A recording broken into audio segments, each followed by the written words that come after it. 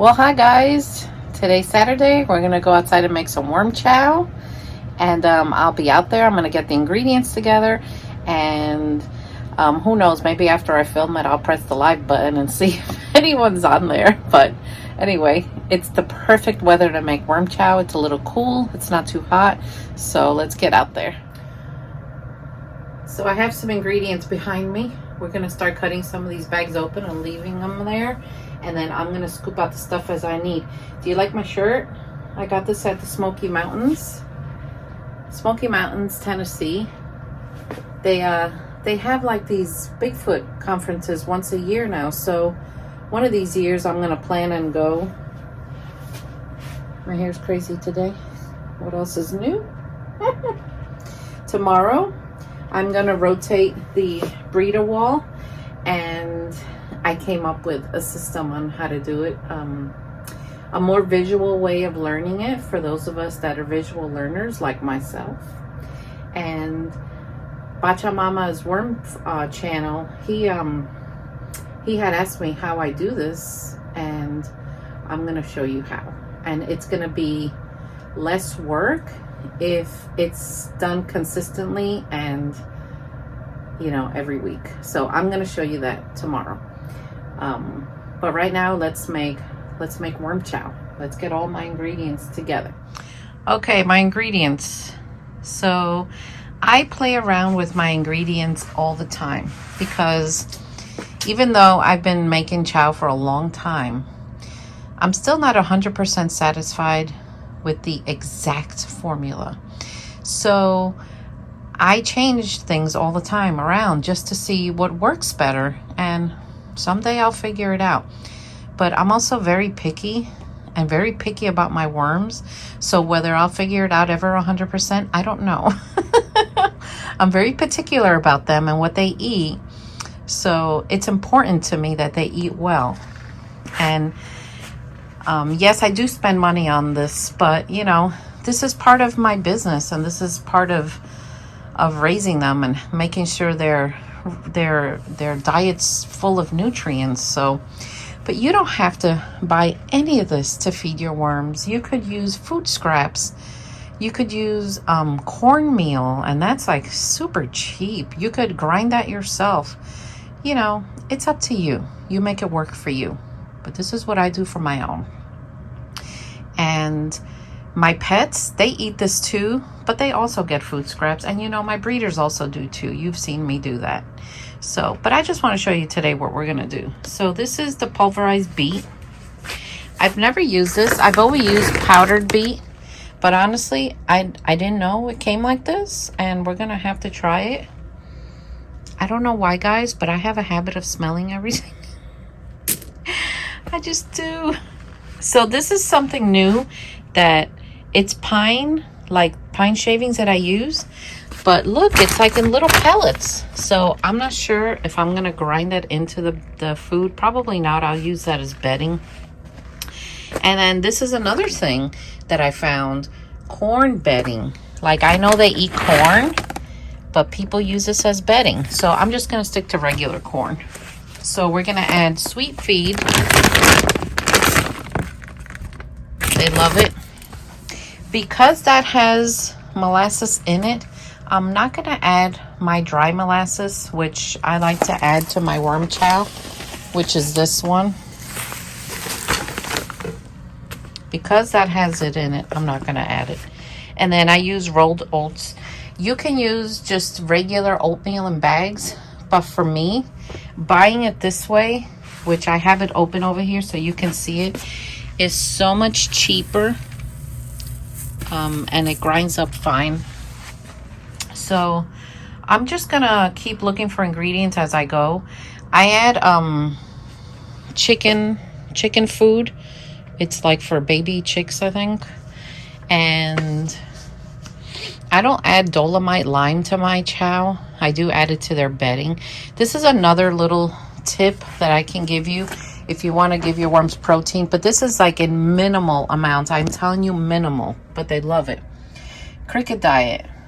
Every once in a while, I'll mix like a tablespoon into the chow, like a huge amount of chow. I'll mix a tablespoon into that, and they really like it. So let me start getting all my ingredients in there, and then I'm gonna bring you back. So normally I put my ingredients in here, but you know, I saw the Pachamama guy put it in bundles in here and then mix it, and I'm thinking, oh my gosh, why didn't I think of that? That's like a great idea. So I'm gonna do that, and then we're just gonna take this whole thing outside, and it'll just make things so much easier. So thank you for that tip. That's awesome. Okay, so what do we have here? We have the sweet feed. We have corn. Sometimes I buy the corn in whole chunks, or sometimes I get it like this, whichever one's cheaper. Here we have alfalfa pellets. I've always added alfalfa pellets, but you have to be careful because alfalfa, when it's wet, it will heat up. So my worm chow is only for surface feeding only, guys. Mist the top of your bin, sprinkle it on top, and feed again when it's gone. Do not mix this worm chow into your bedding because the alfalfa will heat it up. This is the oats, and this feels amazing. These are the beets, pulverized beet. I honestly thought they'd look more red, but I don't know. I don't know. This is this is the chicken feed. It's chicken crumbles, it's called. This is oyster shell, and this is azomite minerals.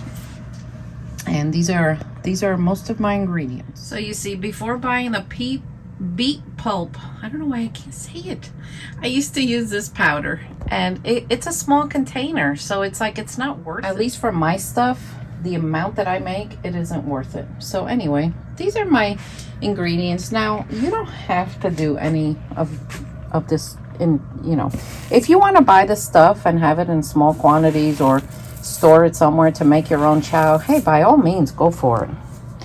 But you know, you don't have to. It's up to you what you want to do, and just tailor it to your own lifestyle. This stuff though, I want to see how this is going to do on my machine, this feed stuff. It feels kind of, I don't know, feels sticky. I'm not sure. I might have to do this one first and then send the other ingredients through to see if it'll, I don't know. We're going to find out together. So let's go outside, and I'll take you with me. All right, let's show you the grinder. This thing is a beast. I love it. It wasn't cheap, but for my chow making, it is definitely worth the investment. So what I do is I put this tub here, and I think this is like some kind of cutting board or something. Joe fastened it down there with zip ties so that things come out of here, they just glide in. This cart, I got it at walmart.com. I think they have them on Amazon. It's one of those industrial plastic carts, and I got it because it has wheels and it's easy. Ooh, hold on, a beat. Okay, I guess that'll be a blooper. I got it on walmart.com. I think Amazon has them. I got it on wheels because this thing is very heavy and I cannot lift it by myself. So Joe put it on here for me. And those of you that are new here, Joe's my husband. He does a lot of behind the scenes stuff.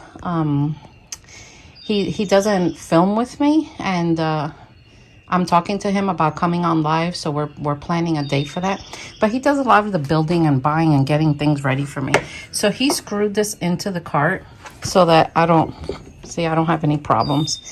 And it just works out perfect. So we're going to run this thing, and we're going to grind everything that I have in here, and I'm going to show you how this thing works. It's amazing. Of course, you got to keep it clean, and then this thing adjusts the thickness, so you got to get it to the right consistency. I never grind my worm chow like a fine powder. I don't see the need for that. I've always done it with a little bit of texture, and the worms seem to enjoy it either way. So I'm gonna plug this in and just set this up. So before I start this, let me show you the grinder. This is what the inside looks like. Honestly, I wish this thing was bigger, but it's not. So I'm gonna open it to show you. It has like a little ball in there that spins. And anytime I use this thing, I always make sure that I clean it. So this is what it looks like. This ball is what like adjusts the thickness.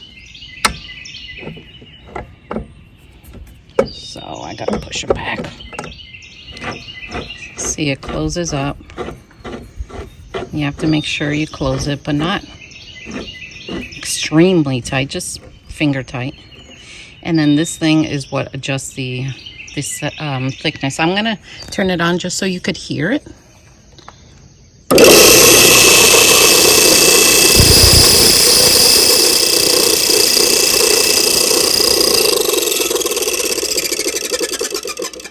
So did you hear that screeching?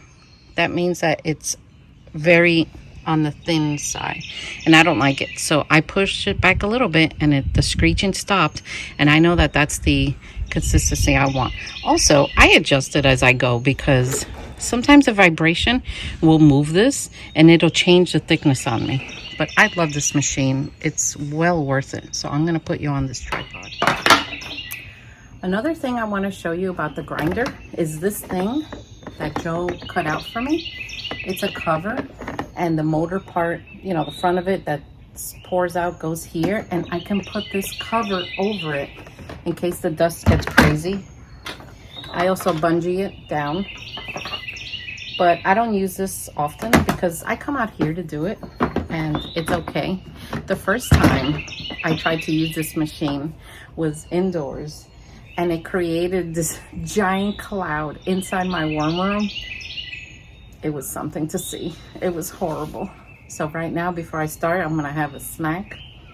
I love oranges because my hands are gonna get dirty, and the wasps are out and they're already chasing me.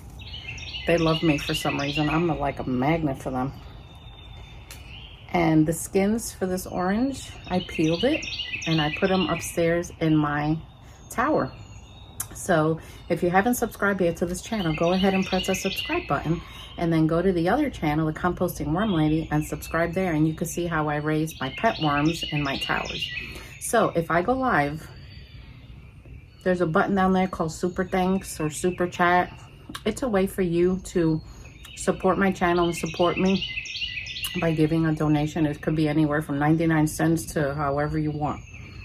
And it just helps me out with, you know, buying all these ingredients. I've never done it. I've gotten a super chat during a live, but hey. Well, maybe once I did. I don't remember. I don't go live often. So I waited till later in the morning to do this so that I don't disturb the peace. So guys, it's chow time. Let's go. Let's get this done. I'm the kind of person that gets it done. So with this machine, I've tried to grind dry leaves. It just doesn't work. I don't know why. They stick in there.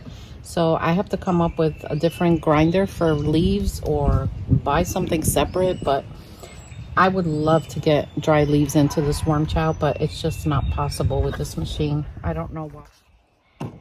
So let's start by mixing my ingredients.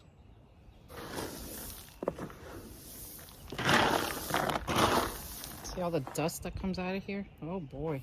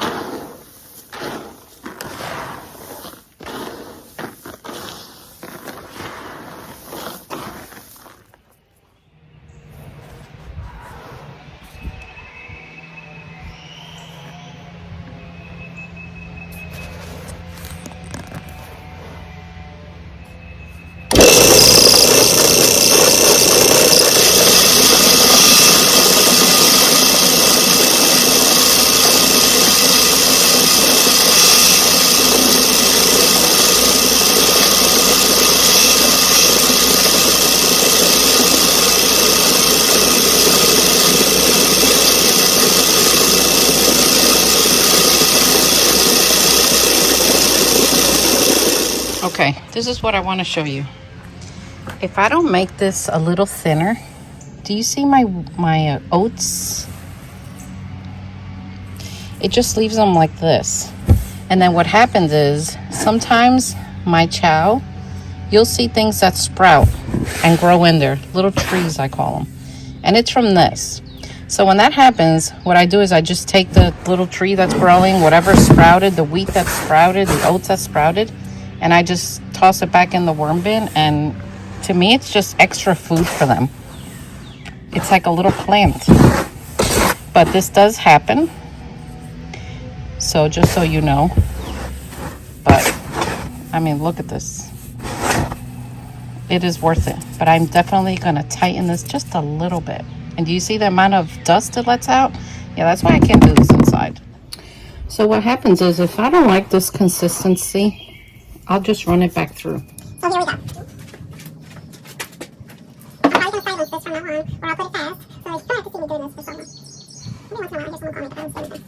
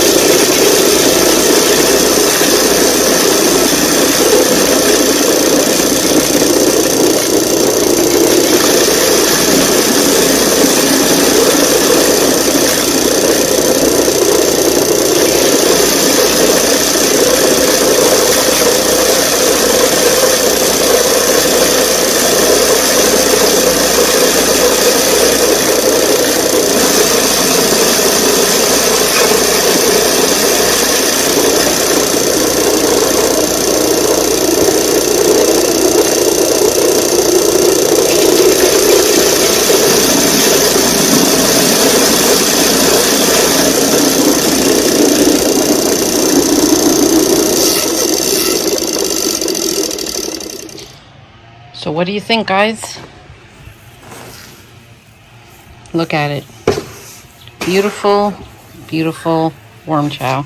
Look how much I've done already. It takes longer to get this all prepped than to actually make the chow. So I think now I'm going to end this video here because you kind of know.